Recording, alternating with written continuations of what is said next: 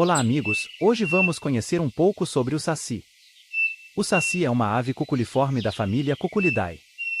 Também conhecido por verão, peitica, assobiador, buraco feio, buraco feito, crispim, fém-fém, matinta-pereira, matinta-perê, sem-fim, seco-fico, sede-sede, tempo quente, peixe frito. Seu nome científico significa, do tupi tapera, tapiera igual nome ameríndio na língua tupi para uma ave cuculiforme que, segundo a mitologia indígena, grita imitando vozes de espíritos gumanos, e do latim naevia, naevius igual pintado, manchado, marcado.